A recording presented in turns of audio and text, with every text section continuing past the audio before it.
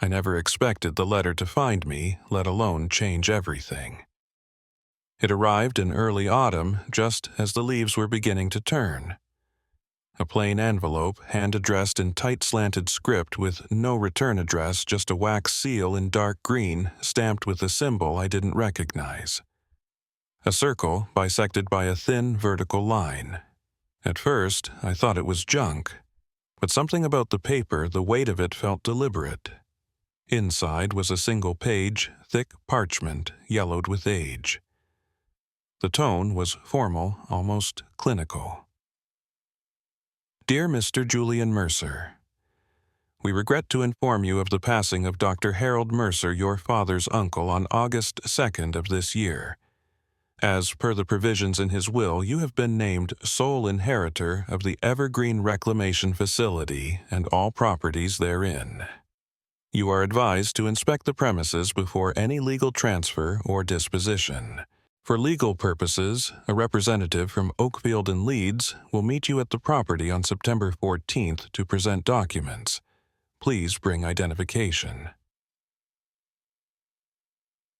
The letter was signed by a name I didn't recognize, followed by a crisp Family Affairs Oakfield and Leeds. I stared at it for a long time. I barely remembered Uncle Harold. I had only met him once at a funeral when I was 8. He smelled like pipe smoke and wore a tweed vest in July. My father used to mention him in passing, always with a mixture of admiration and something close to discomfort. Brilliant mind, he'd say, but obsessed with memory, lived like he was afraid of forgetting something.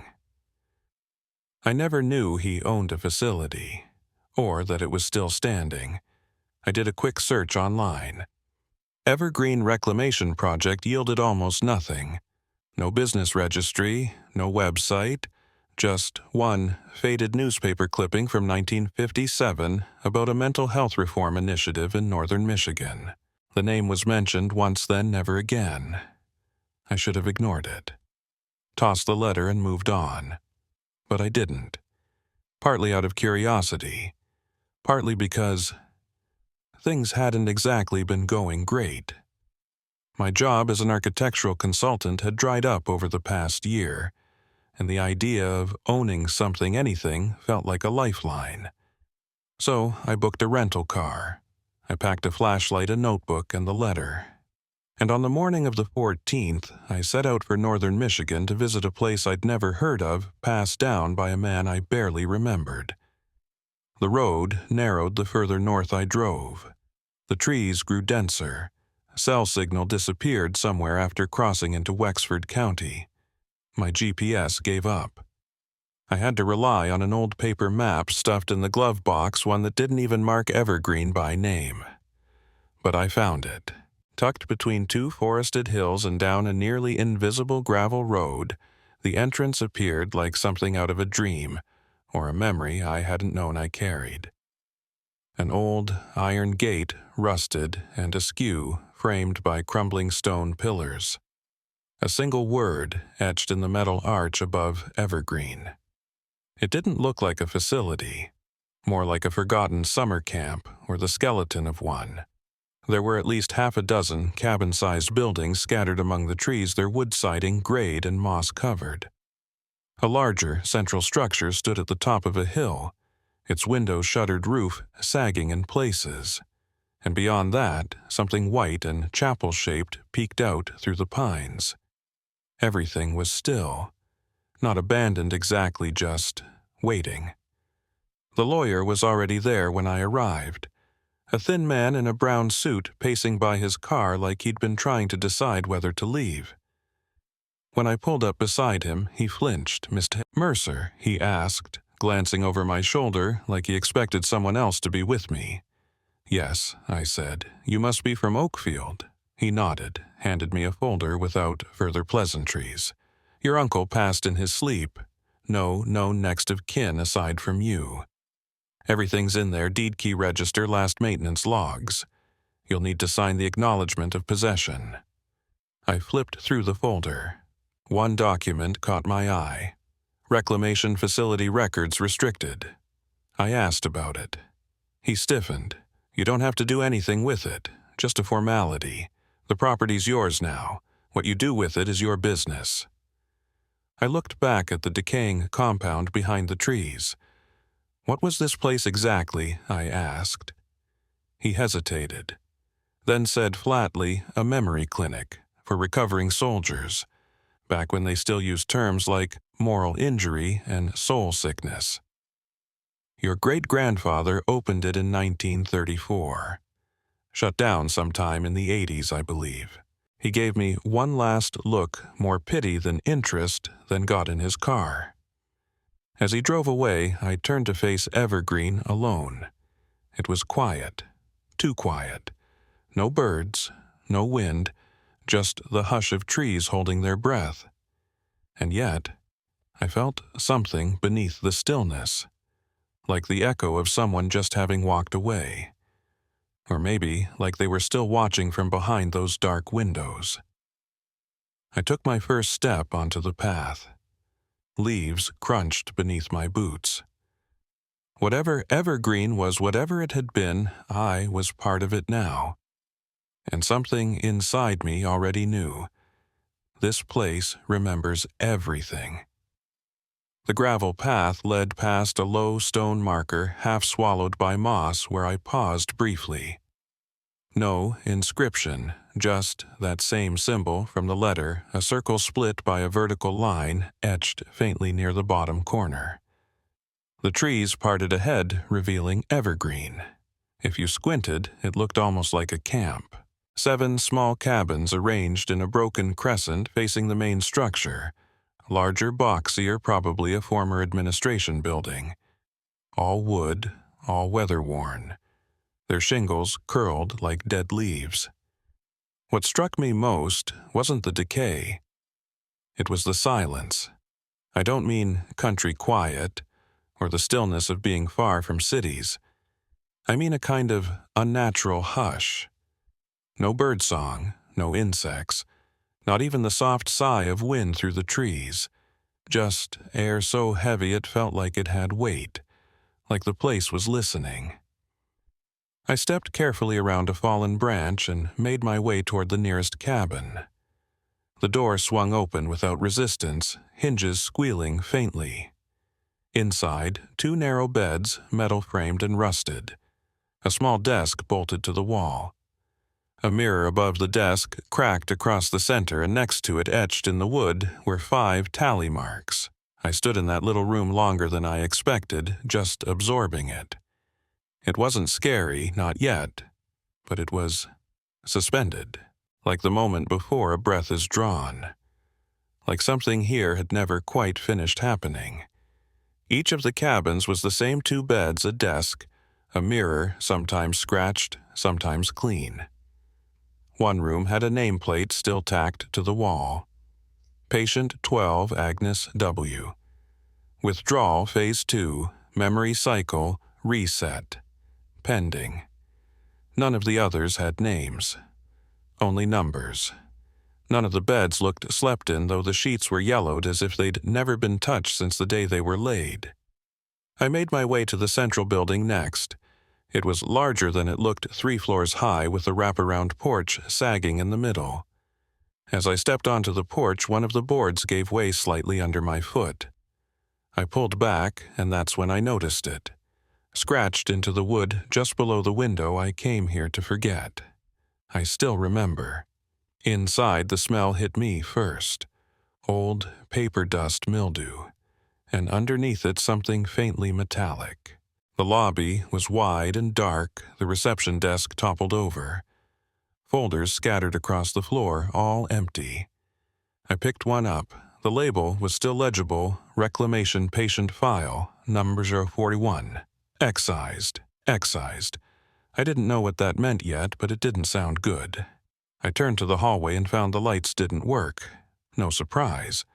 But as I clicked on my flashlight, I noticed a soft hum, a generator num, not quite electrical, more like vibration.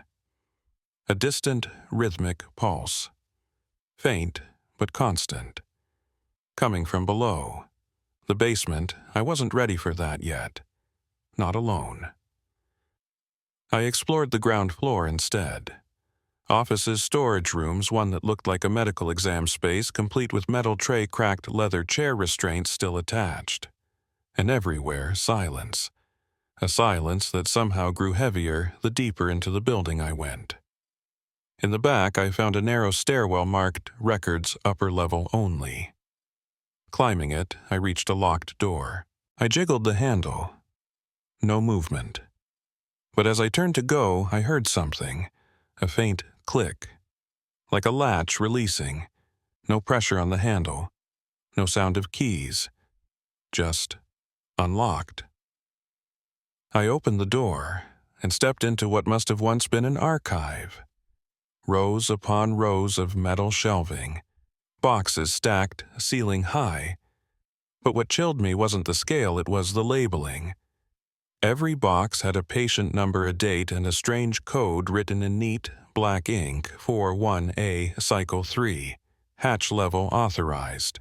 I didn't know what the hatch level was, or what the cycles meant, but something inside me knew I wasn't supposed to be here. Still, I stayed. I pulled one box down, dust puffing into the air. Inside, a cassette tape. A photograph of a woman, face blurred from time, and a small leather-bound notebook. The cover had one word embossed into it, exit, and written in the top corner in faint pencil were the initials J.M. Julian Mercer. My name. I hadn't written it. I'd never been here before. But I knew my own handwriting. And that, more than anything, was when the silence changed. It wasn't just listening anymore. Now it was remembering. I took the notebook with me. I didn't open it right away. Some part of me hesitated, like I was afraid of what I might find, or remember. Instead, I tucked it into my coat and continued through the second floor deeper into the archive. There were at least 30 shelving units. Each one had files, boxes, reels, and in some cases sealed glass containers filled with what looked like magnetic tape submerged in clear liquid. A label above one of the shelves read, Cycle 2, Compliance Refractories Incomplete. Cycle, that word again. I began to notice a pattern in the boxes. Each file contained 3 parts: a photograph, a recording medium, and a personal journal. Some were typed, others handwritten, but almost all were unsigned. Instead of names, they were marked with phrases like reclamation pending, emotive flattening achieved, memory loop, recurrent denial, guilt, fire. Some were marked with red ink, suppressed, looped, excised. It was clinical, brutal, efficient. This wasn't therapy, this was harvesting. And then I found the ledger. It sat in a locked cabinet with its glass front cracked. I pulled the drawer open with effort. Something had warped the hinges, and inside was a thick, leather-bound volume with brass corners. It weighed almost 10 pounds. The front read, Evergreen Reclamation Project Patient Registry. Phase 1-3, 1934-1968. No preamble, no forward, just a list. Patient numbers, dates of admission, assigned cycle, and a single final column labeled Resolution. That word chilled me more than any other. The entries began in neat ink with typewriter precision. Early patients were admitted for morphine dependency, opiate trauma, psychosis, post-injury. Many were war veterans, but over time, the language changed. More abstract. One entry from 1942 read, Patient 027 admission, June 12. Reason, persistent dream pattern. External locus, cycle 1. Resolution. Fragmentation accepted. Another from 1953, Patient 063. Reason, sees pre-memories. Resists integration. Resolution, excised partial containment. The names were never included. Only one file had a full name. Near the center of the book, written in a different hand, a little shakier. Patient 088. Julian Mercer. Admission, NA, Cycle 3. Resolution. There was no resolution written, no date, no closure. But the ledger itself had a red ribbon stuck between pages like someone had bookmarked it long ago. I turned to that section. Inside was a folded photograph. A group shot in front of the white chapel I'd seen through the trees. 9 people, 7 in white coats, 2 in hospital gowns. The faces had faded with time, but 3 had been violently scratched out, leaving only gouged paper where their heads had been. And on the back of the photo in faint pencil, first cohort last memory. Patient 088 refused entry. I stared at it for a long time. Refused entry to what I sat there on the dusty floor of the archive for what felt like hours, the ledger open across my lap, the air around me dense and dry like a sealed tomb. I couldn't shake the feeling that I wasn't discovering something new. I was rediscovering something I had once known and lost. The longer I stayed at Evergreen, the more that idea sank in. Not that the place was hiding secrets, but that it had taken them and then returned them in pieces. Rearranged, distorted. The notebook in my coat pocket felt heavier. When I finally opened it, my hands trembled. The writing was definitely mine, not just in style, but in syntax, phrasing, even word choice. But I didn't remember writing any of it. The first page. Day 3. I saw them again. Not in the woods this time. In the mirror. The boy with no shadow. The woman who keeps humming the lullaby in reverse. They don't speak, not out loud. But I know they want me to remember. Or maybe forget again. Another page near the middle. I asked Dr. Lawrence if I was the only one who still dreamed in color. He said color wasn't real, that it was an indulgence of the unfragmented mind. The final page was blank except for a single line written across the bottom, half faded, in darker ink. Check the hatch. I snapped the book shut. The hatch. Back near the chapel. The one I hadn't dared to open.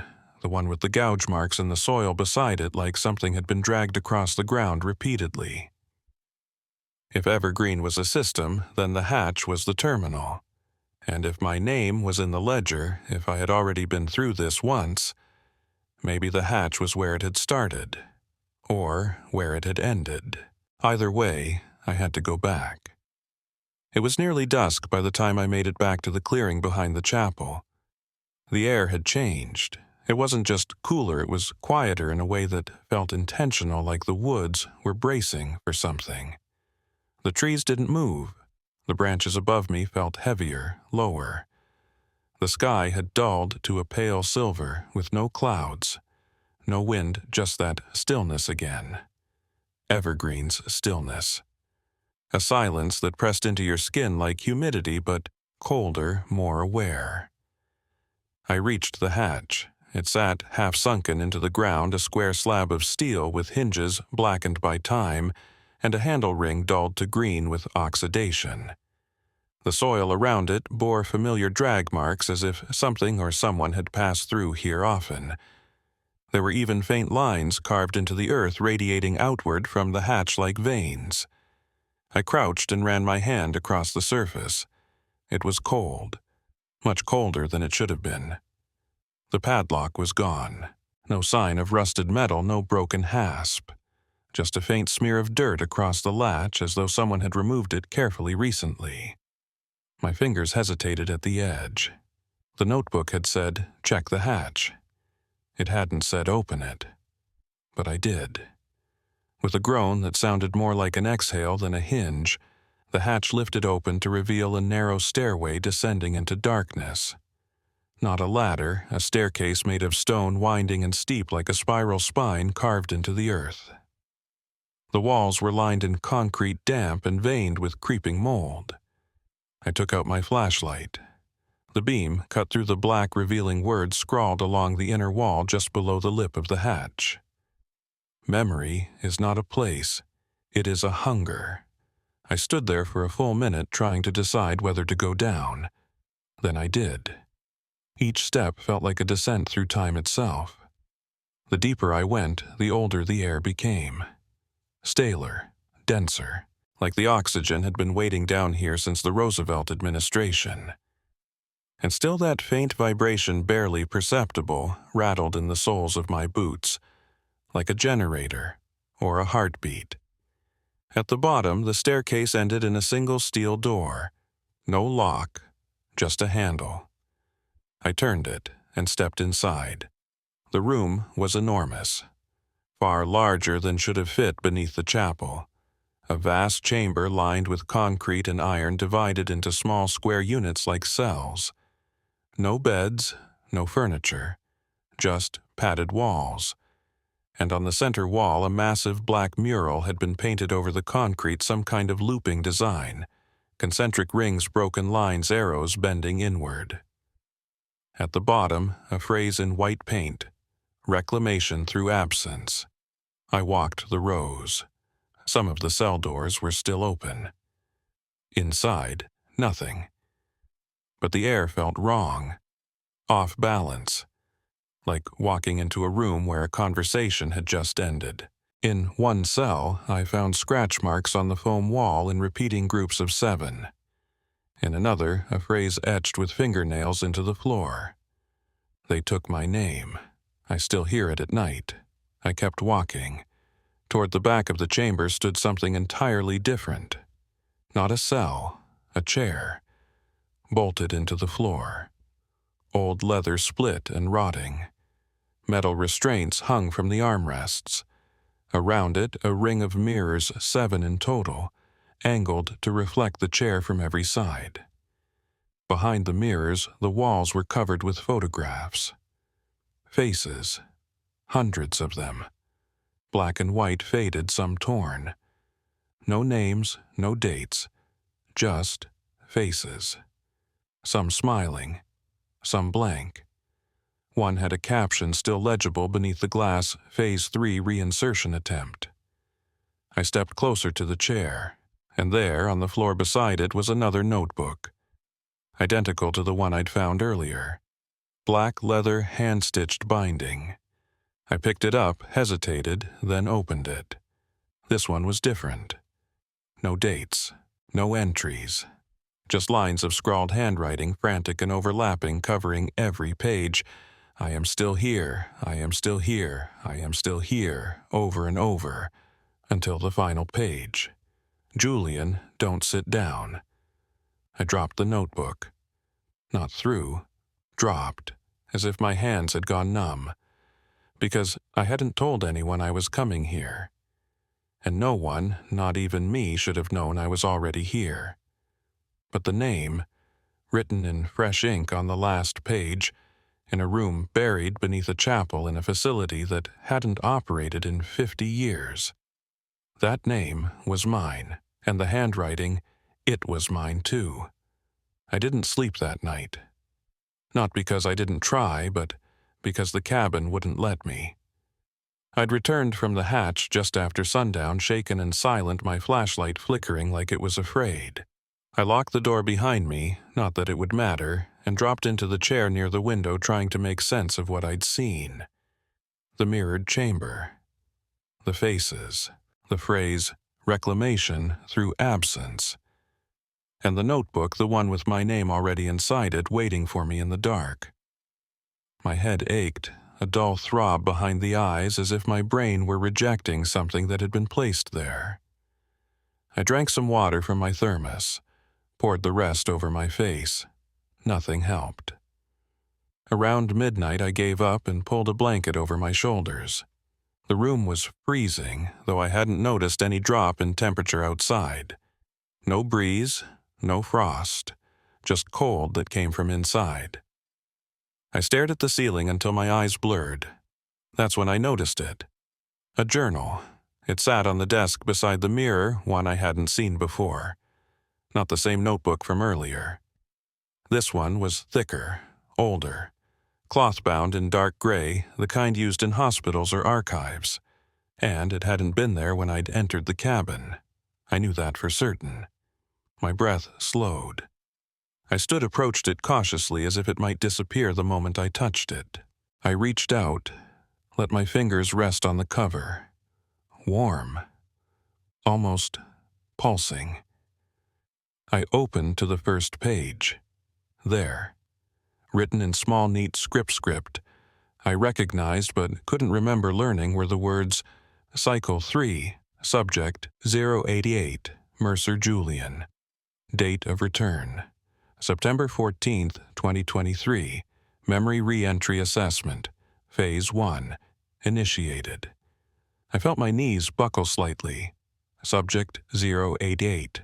I had seen that number before in the ledger, in the photograph, in the cell beneath the chapel. This journal was documenting me, and it was written in real time. I flipped to the next page. Patient has re-entered Evergreen perimeter. Response pattern consistent with prior iteration. Refuses chair. Avoids cell 7. Exhibits mild timeline drift, remembers hatch location prior to external exposure. Noted. I turned another page. Subject has located mirror loop chamber. Notebook delivered successfully via recursion protocol. Emotional spike detected upon contact. No rejection response observed. My mouth went dry. This wasn't a log of my behavior. This was live transcription. As if someone or something was recording my thoughts as they happened. I flipped to the most recent page. There were 3 new lines written in ink that hadn't even dried yet. Subject currently reading journal. Hesitation present. Breath elevated. Cognitive dissonance detected. Phase 2 may begin. I slammed the journal shut. The silence in the cabin deepened. No wind, no hum, not even the groan of old wood in the cold. And then something shifted. Not in the room. In me. A memory surfaced, brief, uninvited. A hallway I didn't recognize, lined with white tile and yellow lights. The sound of my footsteps, barefoot. My hands bound in cloth. A voice behind me repeating, "Say it again, Mr. Mercer. Say it like you believe it." I shook my head violently, trying to dispel it. But more came. Images, phrases, sensations familiar and alien all at once. A woman in a white coat, her face blurred at the edges. A room filled with mirrors, the smell of antiseptic, and the sound of singing children's voices, distant and off-key, singing a lullaby I couldn't place. I backed away from the journal and caught my reflection in the mirror. Except it wasn't me. Or it was, but older. Tired, wearing different clothes, standing still while I moved. The reflection just watched, then blinked, but not in sync with me. I stepped back.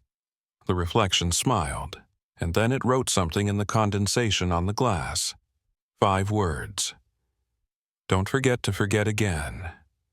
The light in the room blinked out. For one breathless moment, everything was black. When it came back on, the journal was gone, not misplaced, not hidden.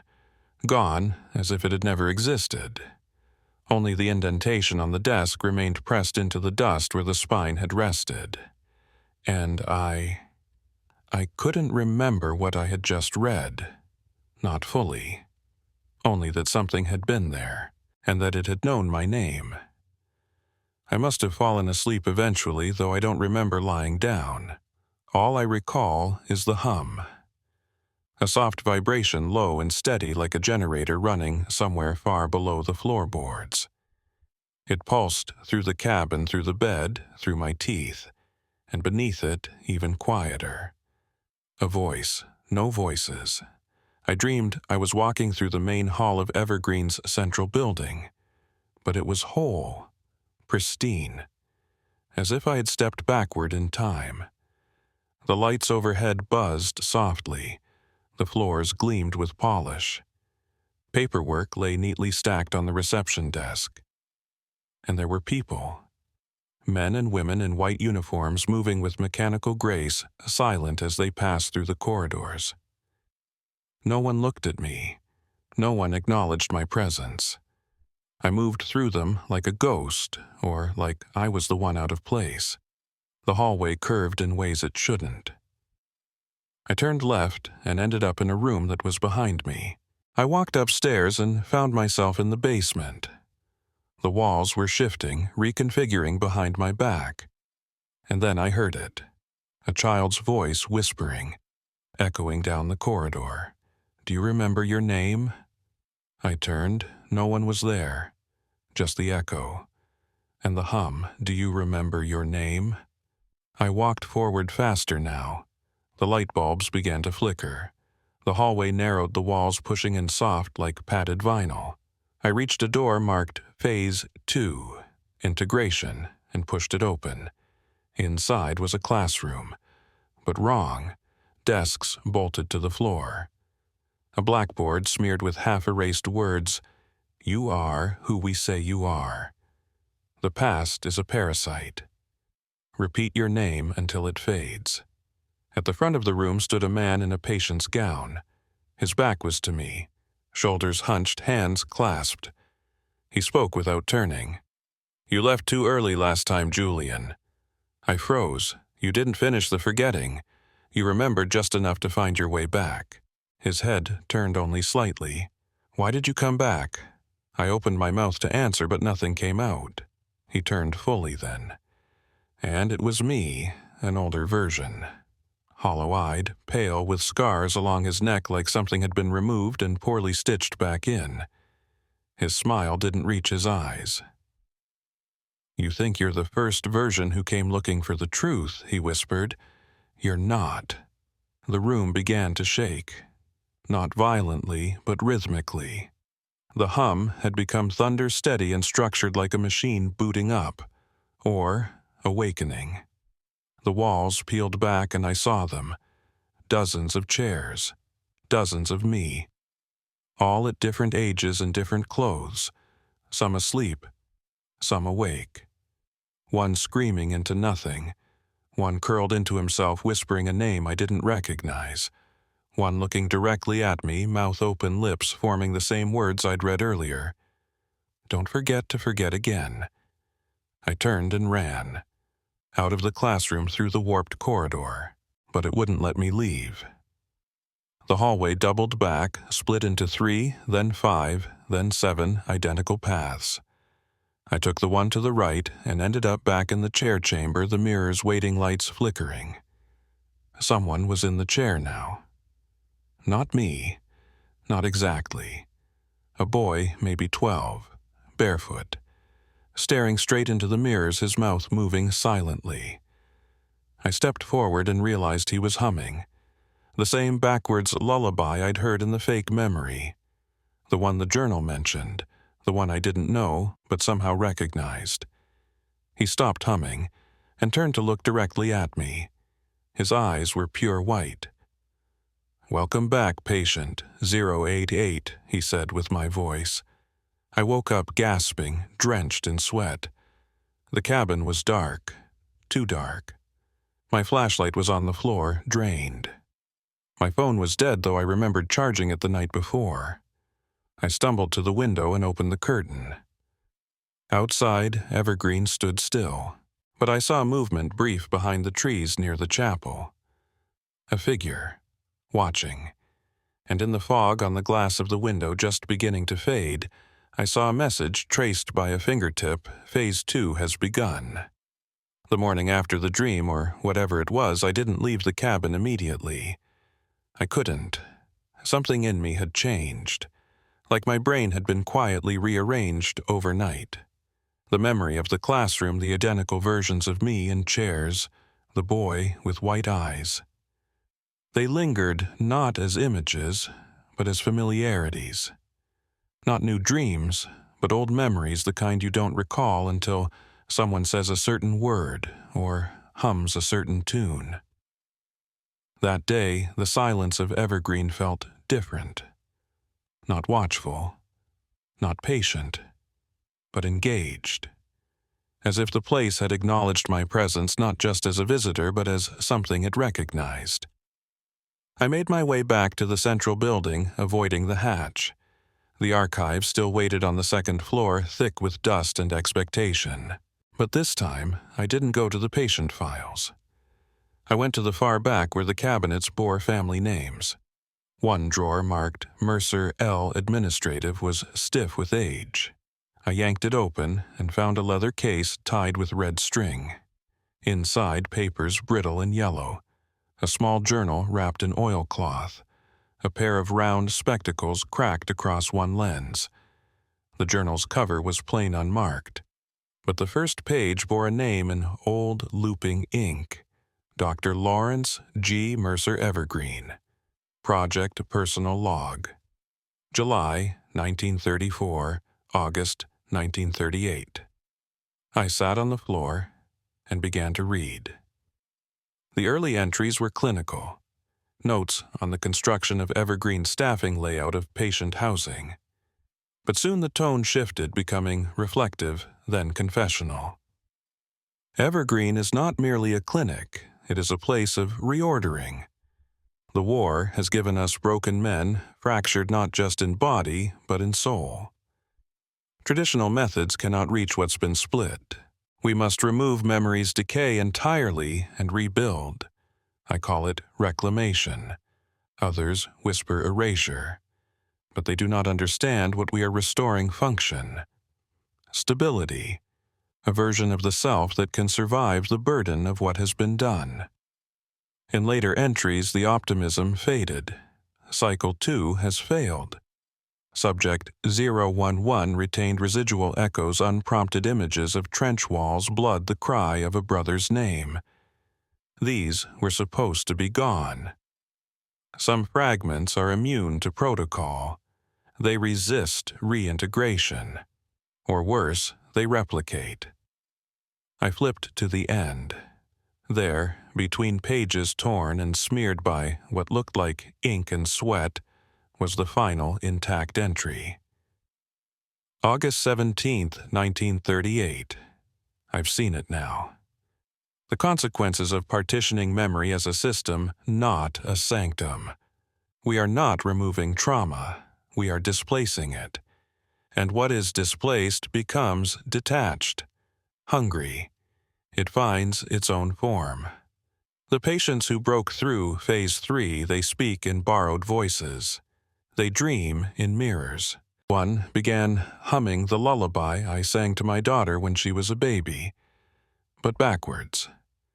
I never told anyone about that song. They are remembering things they never lived. And now, so am I.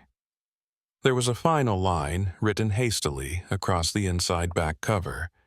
Evergreen is not a place of forgetting. It is where memory goes when it is no longer welcome. God forgive me, I sat there for a long time, not moving, not thinking.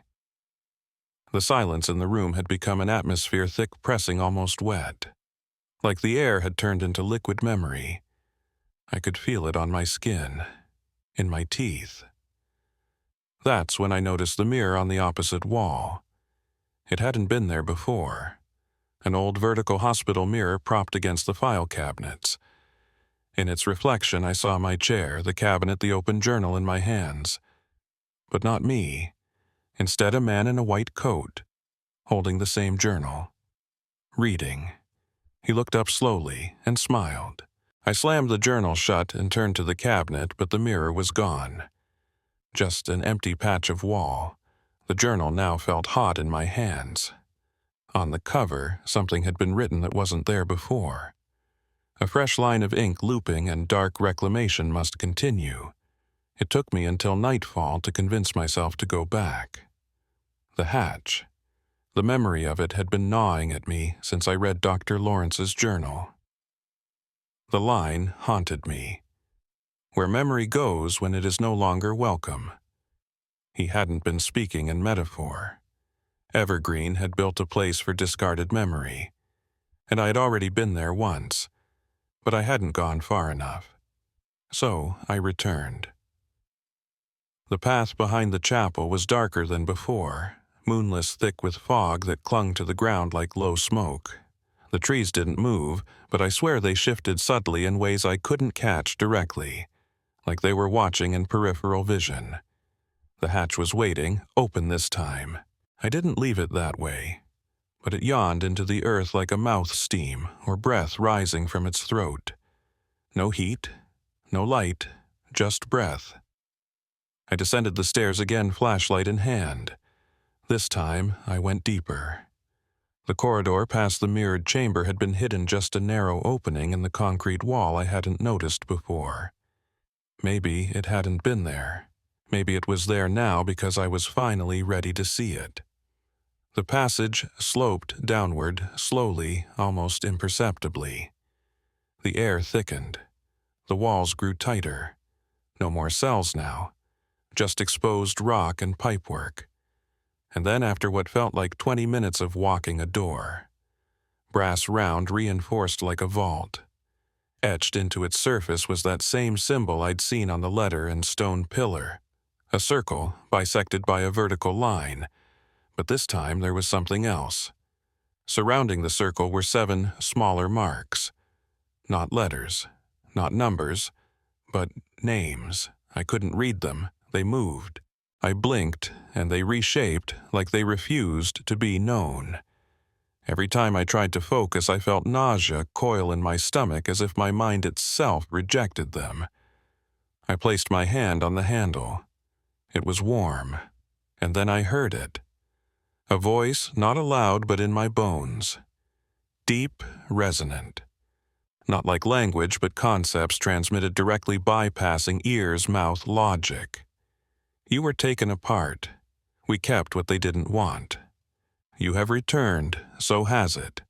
This is the exchange. This is the archive. Do you wish to remember, or to become whole? I don't know what I answered, but the door opened. Inside was a room unlike anything else in Evergreen, organic. The walls were flesh pulsing softly like the interior of a lung. Veins glowed beneath the surface. The air was warm, humid almost, womb-like. In the center stood 7 glass cylinders, each one filled with a liquid the color of blood and milk mixed together. Inside each cylinder a figure, human-shaped, but incomplete. Some had no eyes. Others had mouths, but no hands. One was just a torso gently twitching its chest, rising and falling in rhythm with something unseen. And carved into the floor-deep, ritualistic grooves was a circle divided down the center by a single, unbroken line. The boundary. I knew it instinctively. This was where they'd stored what couldn't be destroyed fragments of memory, emotion, pain too potent to remain inside the human mind. This was the physical form of what had been excised, and it was alive. I stepped into the circle. Immediately, I felt resistance like walking into water made of static. A hum filled my ears. My nose bled, my vision fractured, and then I saw a boy strapped to a chair screaming names that weren't his. A woman with her memory looped, infinitely reliving the same goodbye. A man digging holes in the snow over and over, never remembering what he buried. I dropped to my knees. The hum deepened, became a tone, and then a word, stay. Everything in me told me to run. But my legs wouldn't respond, because deep down something in me remembered this place. Not from dreams, not from files, from inside. I had been in one of those cylinders. Maybe I still was. Suddenly, a hand touched my shoulder. I turned, and saw a version of myself, bald eyes, clouded skin, pale, dressed in patient white. He looked at me not with menace, but with recognition and pity.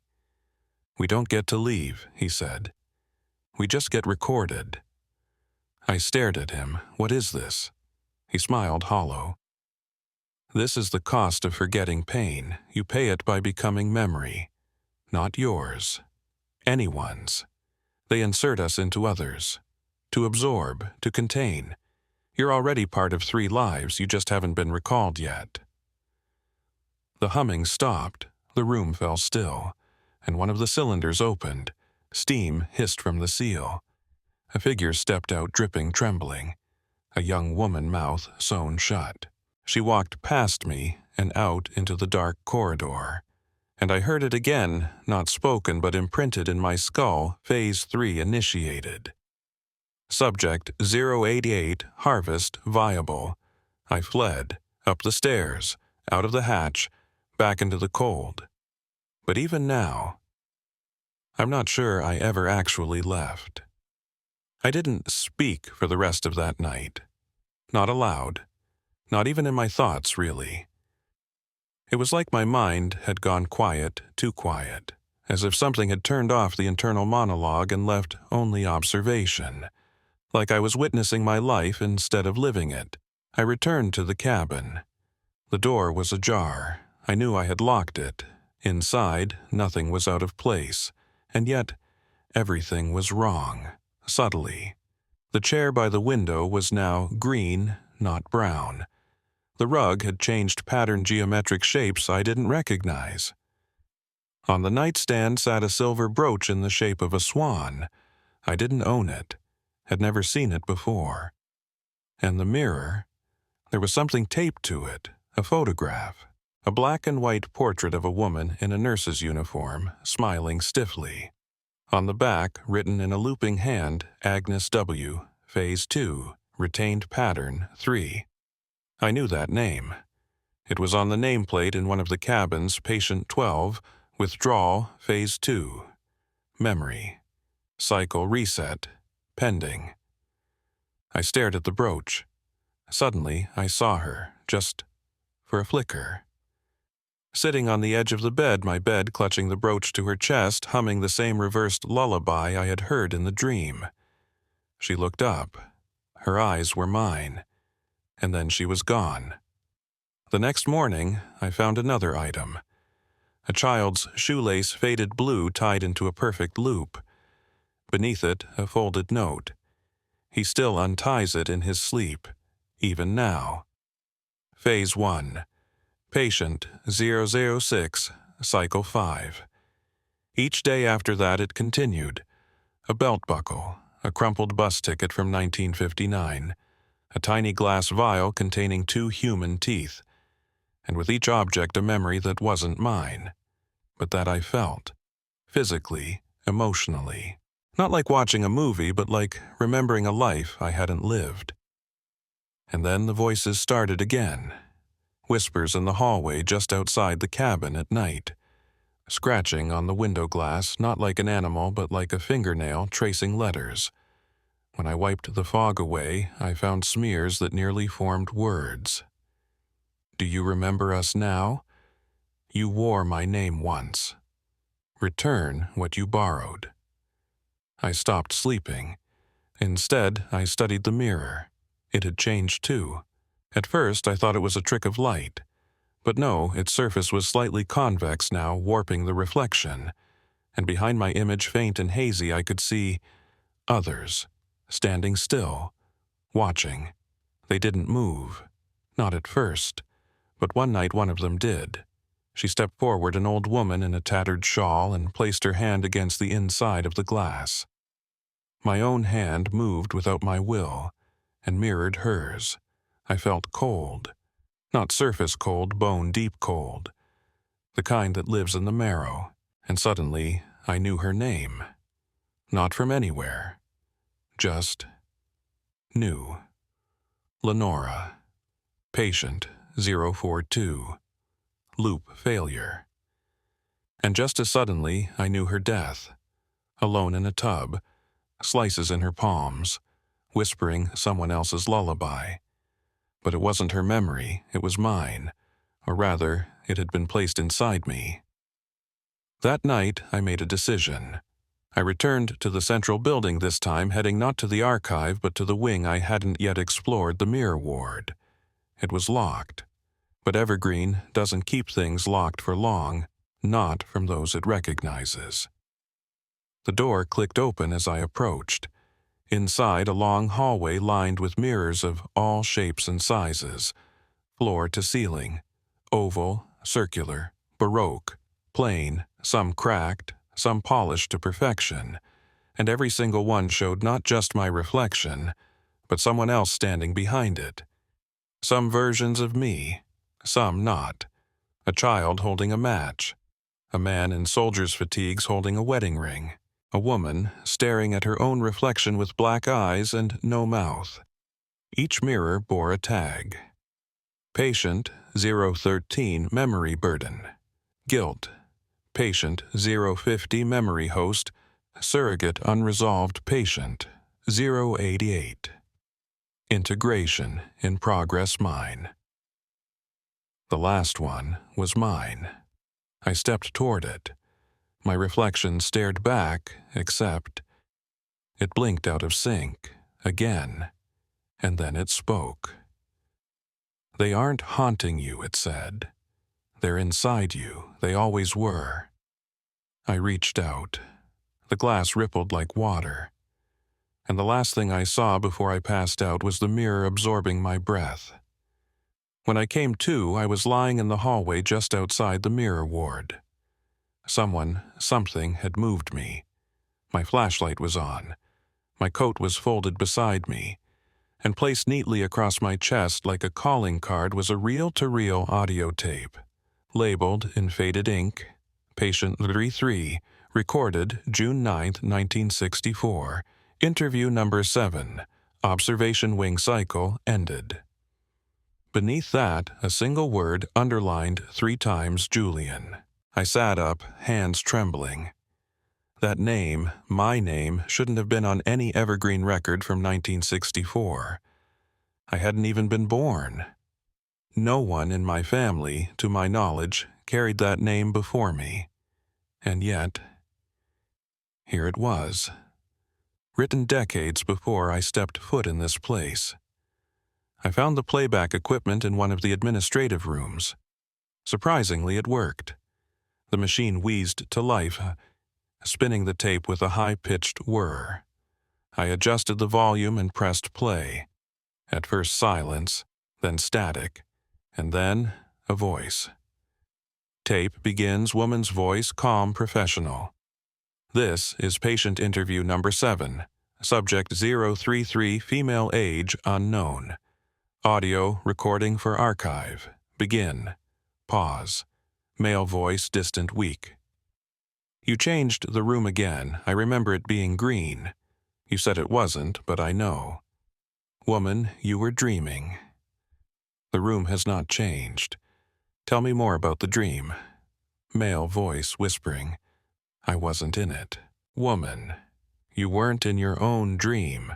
Pause. Male voice, someone else was. Watching through my eyes. He walked like me, but he wasn't afraid. And he said a name I used to know. Woman. What name? Long silence. Male voice, lower breaking, Julian. He kept calling me Julian, but I'm not Julian. Am I? I don't remember anymore. Woman. Let's focus on what you do remember. Do you know where you are? Male voice shaky. I'm inside someone. I feel it now. I'm stored.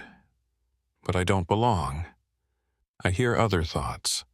I see flashes of Snowhands music. I smell oranges. That wasn't mine. None of it's mine.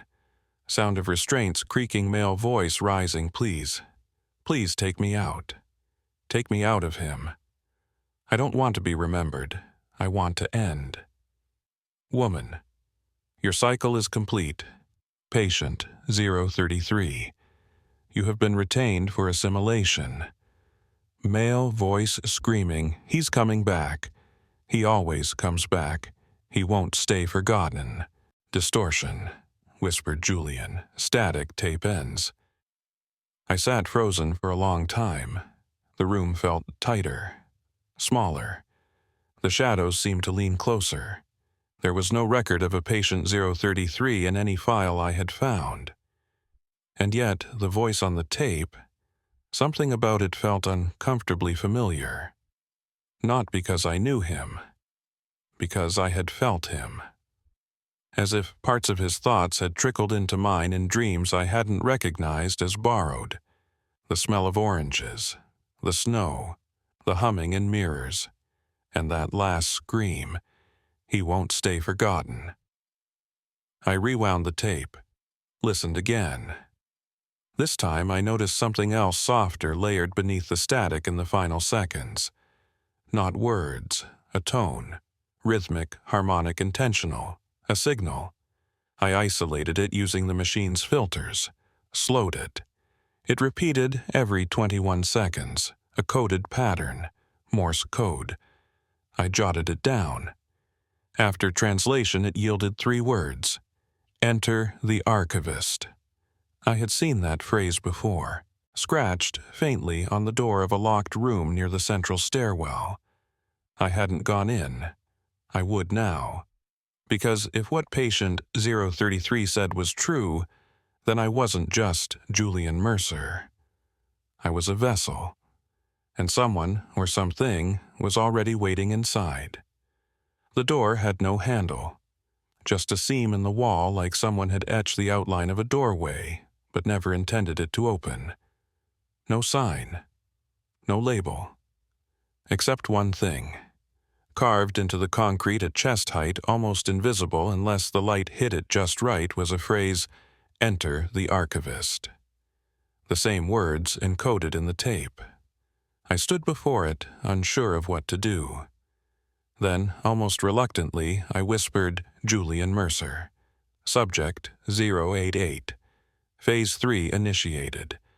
The seam cracked open. With a soft exhale, the wall slid inward, revealing darkness beyond. Not empty darkness, but living. It pulsed, hummed, like something on the other side was breathing slowly and deliberately. I stepped in, the door closed behind me. The room beyond was enormous. Round, dome-like. The ceiling disappeared into black. The walls were lined with drawers, hundreds of them each no larger than a shoebox, each labeled with the same 4 components. A patient number, a year, a phase, a resolution status. And in the center, a chair, not like the others. This one was elegant, ornate, wooden with high curved back and leather inlays cracked from time. A pedestal surrounded it, ringed with softly glowing panels, screens, old CRT monitors, typewriter keys, microphone ports. And standing behind it was the archivist, or what remained of them. A tall, hunched figure in a tattered lab coat. No face, no voice, just presence. It turned slowly as I approached, and in place of eyes I saw mirrored lenses embedded in a featureless mask. My reflection looked back at me from 2 warped circles, and then a voice. Not from the figure, from the walls. Julian Mercer returned, viable. The panels on the pedestal flickered. My name appeared in glowing green text across multiple screens. A string of codes beside it. Subject 088, host integrity 67%, memory stability compromised, inheritance conflict escalating. I took a step back. "What is this place?" I whispered. The voice answered not in words, but in truths, flooded into my head like cold water through a ruptured pipe. "This is the core, the retention layer, the point where identities converge. You are not one person. You are the result of selective layering. You are the experiment." The archivist raised its arm. A drawer slid open along the far wall. I walked to it slowly. Inside a notebook, familiar, my handwriting, but not my thoughts. I flipped to a random page. Woke up today missing the word for spoon. Recalled my mother's face, but she was someone else's mother. I remember crying at her funeral, except I wasn't there. I was in a desert, holding someone else's hands. Integration not complete. Fragments surfacing. I miss people I've never met. How many versions of me have been stored? I dropped the notebook. Turned to the archivist. What am I asked. Am I even real? Silence. Then one final message scrawled across the largest screen: you are the memory of those who couldn't bear to be remembered. You are the container. You are the price of forgetting. I stumbled from the chamber, gasping, hands shaking, heart pounding against the inside of a borrowed chest. The moment the door closed behind me, it vanished. No seam, no text, just wall. I ran back to the cabin, slammed the door, and collapsed to the floor. But everything inside felt off. The walls were now green, like the patient on the tape had said. The mirror had cracked slightly across the center. A child's drawing was pinned to the window frame, stick figures holding hands beneath a building labeled Home. And on the nightstand, a folded note. You're doing better this cycle. Don't stop writing. J. I didn't leave the cabin the next day. I couldn't. Not because something was stopping me, but because I no longer trusted the line between outside and inside. I wasn't sure if the woods would still be there, or if I'd walk out and find myself back inside someone else's memory. Instead, I sat at the desk, staring at the note. You're doing better this cycle. Don't stop writing. J. Not signed Julian. Just J, a cycle older than me. A version of me I didn't know anymore. That night I dreamed again, but it wasn't like the others. This one felt instructional. I stood in the chapel. Candlelight flickered along the pews. The air thick with smoke and the faint metallic scent of blood. In the center aisle stood 7 figures in white, faces hidden by gauze. Their hands raised palms out holding candles made of wax that pulsed. In front of them a circle of salt, and inside the circle me, tied to a chair, head bowed, mouth stitched shut.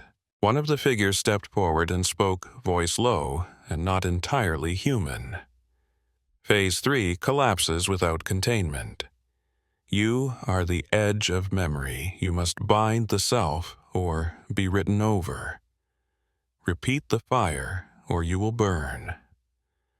I woke with a gasp and the smell of smoke. The chapel door was open when I arrived. I don't know how I got there. I don't remember walking.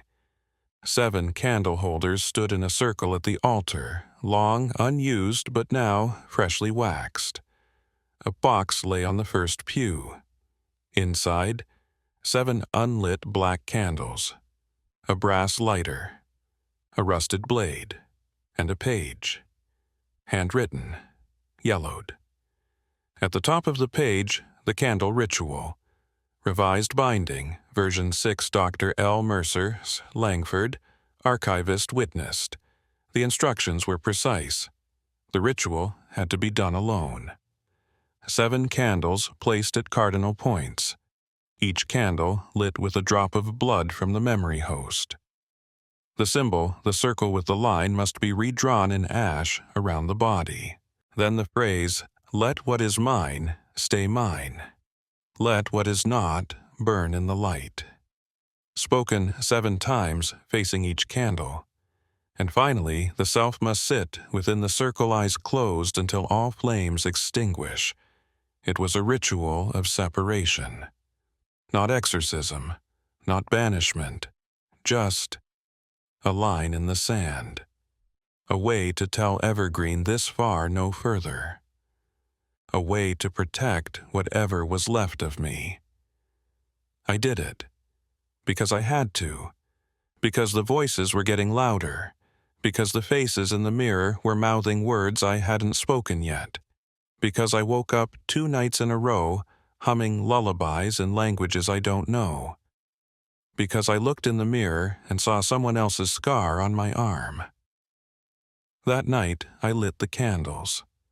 One by one, each with a drop of blood, each flame brighter than the last. The ash circle complete.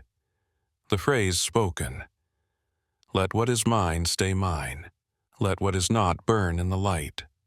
7 times. The final repetition echoed not from my mouth but from the walls, and then silence. No wind, no breath, just flickering flame. I sat and waited. The first candle burned out within minutes. The second, instantly. The third and fourth flared, hissed, then died. But the fifth, it screamed. A high, shrill, keening sound like air being forced through vocal cords long forgotten. It shrieked once, then was snuffed out like it had been smothered by an unseen hand. The sixth flickered and went dark, and the seventh stayed, burned slow, steady, and then finally died. I opened my eyes, and everything felt still. For the first time in days, or was it weeks, I felt like myself. No names in my head that didn't belong, no smells I couldn't trace, no dreams not shaped by my own mind. Just me, just Julian. Until I returned to the cabin and found a note on the bed. Not in my handwriting, you lit the candles, but the wick remembers. We are not gone, just quieter. I found him in the last building I hadn't entered. A squat stone structure half covered in ivy, tucked behind the furthest cabin, almost invisible from the main path. It didn't match the others older somehow, as if it had been built first not last. Above the doorway, barely legible P-Unit 1A, Initial Integration Wing. The door was open. The smell hit me first. Dust wrought the coppery sting of dried blood and something else old-time if such a thing had a scent. I stepped into darkness, flashlight flickering hand-tight on my penlight like it was a weapon. The hallway inside was tight walls curved inward like a rib cage. The silence wasn't just deep, it was pressurized, like this place had been sealed for decades, and something inside had kept breathing. At the end of the hall I found a room, small, windowless, and a chair. Like the others, it was bolted to the floor. But this one wasn't empty. Someone sat in it. Or what remained of someone. A skeleton in a decaying hospital gown, slumped forward, arms bound loosely at the wrists by rotted leather straps. Around the body, laid carefully in a semicircle, were 7 melted candles, black wax hardened to stone. The remnants of an old ritual, one that hadn't worked. And in the corpse's lap, a notebook. Clean. Preserved. Untouched by rot. I reached out with shaking hands and opened it. The first page held just a sentence. If you are reading this, then you made it to the end. But the end is not out there. It is in you. The rest of the pages were a diary, written in clean, confident handwriting, each line more lucid than the last. My name was Adam Goss. I was patient 088 before you, before they gave the number to you. I survived 3 cycles. They tried to erase me each time, but something stuck. A memory of a woman with yellow gloves, the way sunlight moved across the floor of room C. I used those slivers to rebuild myself in secret, to hide me from them. They call it Evergreen, but it's not a place. It's not even a system. It's a rhythm of forgetting and writing over. You think you're real, Julian. So did I. So did the others. But Evergreen doesn't keep people.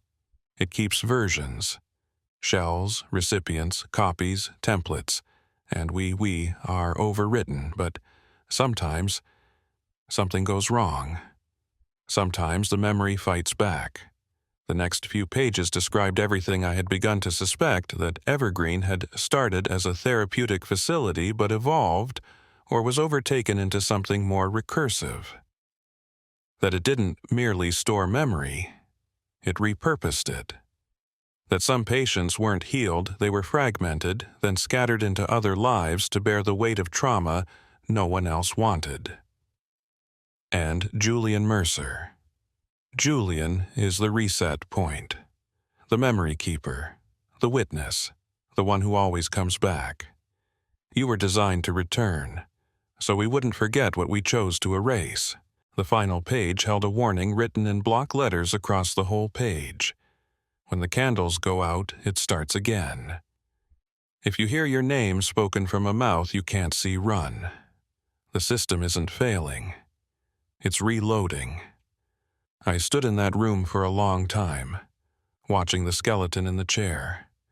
The candle wax had fused to the floor like the remnants of some failed spell, and then I heard it, soft, echoing, from somewhere inside the walls. Julian, not shouted, not whispered, spoken, like it had always been there and just needed me to remember it. That night, Evergreen breathed. Not metaphorically, not in memory. The whole compound, inhaled.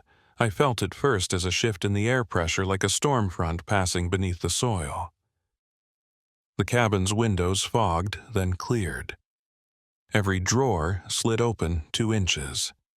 The mirror on the wall vibrated, the crack across its center widening just slightly, and the lights flickered. But there was no power. Hadn't been for weeks. I stepped outside, and the forest was humming, low rhythmic, like a heartbeat beneath the ground. That same tone from the tape, the one beneath the static, the one I'd heard when I first entered the hatch. It was everywhere now. And then, from the tree line, they stepped out. 7 of them. Human-shaped, human-sized, but wrong. Too still, too symmetrical. Their heads tilted at identical angles.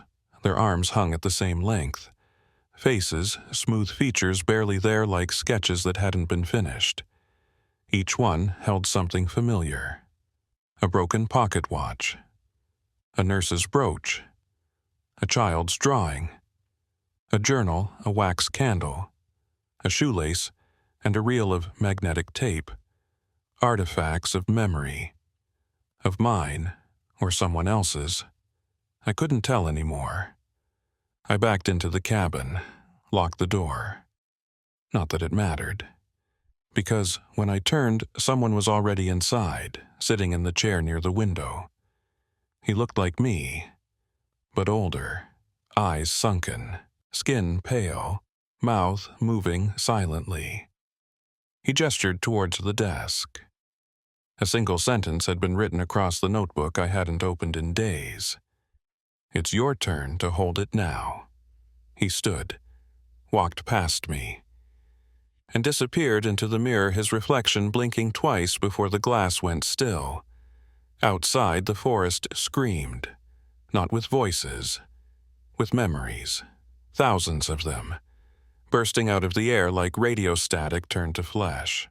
Laughter, grief, gunfire, hospital machines, a lullaby, someone saying goodbye, someone forgetting why they walked into a room. The world around Evergreen shimmered, then cracked, and I saw every version of me. Julian in 1954 working in the archives. Julian in 1981 screaming in a mirror. Julian in 2003 tying a child's shoelace that wasn't his. And Julian now. Me. The only one left. The system was reloading, preparing to write the next cycle. Unless someone held it still. I returned to the chapel, lit a single black candle, drew the boundary on the stone floor with ash from the first notebook I ever found, the one with my name. I sat in the center, and I waited. The 7 figures entered one by one. They stood at the edge of the circle, not moving, not demanding, just waiting, like Evergreen itself, waiting for my decision. And in that silence I heard Dr. Lawrence's voice not as memory, but as presence. Evergreen doesn't want to be stopped. It only wants to be known, to be remembered. That is the bargain. So I made mine. I reached for the tape recorder, pressed record, and began to speak. My name is Julian Mercer. I am patient 088. This is the final cycle. I accept the memory. I will hold the boundary. The candle flickered, then flared. The 7 stepped backward, and the mirror in the chapel cracked clean through. When morning came, Evergreen was still. No humming, no movement. The forest held its breath once more. And I was alone. Utterly alone. But for the first time, not afraid. Because I remembered everything. And that meant they didn't have to. It's been 6 months. The seasons have changed. Snow has come and gone. The trees outside Evergreen bloom in silence, petals falling like forgotten names. The place is quiet again, but not empty. I still hear the humming barely now beneath the wind, beneath the chirping of unseen birds. It's not angry anymore, not urgent. It's the hum of something. Satisfied, something contained. Because I've kept my word. I live in the chapel now. It's the only place that still holds the original shape. The rest of the compound shifts, slowly building, softening mirror frames, cracking. Rooms erasing themselves. I don't stop it. Evergreen was never meant to last forever. Just long enough to store what couldn't be carried. And that's what I am now. Not Julian Mercer, not entirely. I am what remains after remembering. The archive in skin. The witness in blood. The caretaker of echoes. I've found more journals tucked in floorboards inside walls buried beneath trees with symbols carved into their bark. Some written by me, others written as me, different hands, different lives, all using the same name. It's not a name anymore, it's a role. Julian is the recorder, the stabilizer, the anchor to which the broken tether themselves when they can't be forgotten. And now, that anchor is me. Sometimes I see them, the 7, only at night, only at the edge of the woods. They no longer approach, they watch. And when the moon is high, they dance strange, fluid movements that don't belong to any era, any culture. As if they are rehearsing memories that never happened, or maybe remembering something older than memory itself. They know I'm watching. Sometimes they stop mid-motion, turn toward the chapel, and tilt their heads in unison. 7 sets of eyes, reflecting moonlight like the surface of still water. But they do not cross the line. The circle still holds. For now. There are days I forget my own face. I look in the mirror and see someone older or younger or female, or not quite human. Sometimes I don't see anything at all, but I keep the fire burning. I write, every day, documenting changes, recording dreams, marking the sounds that come from beneath the chapel floor every solstice, preparing, because one day, someone else will come. Maybe a lawyer will send a letter. Maybe a descendant will come looking. Maybe you are reading this now. If so, remember, Evergreen is not haunted. It is inhabited, by pain, by memory, by us. If the candles have gone out when you arrive, relight them before nightfall. If you find your name in a journal you didn't write, do not run. Running only wakes them faster. And if you hear someone whisper your name from a mouth you cannot see, you are not being summoned. You are being remembered. Welcome to the reclamation. I was Julian Mercer. Now I am the memory, and I'll be waiting for you.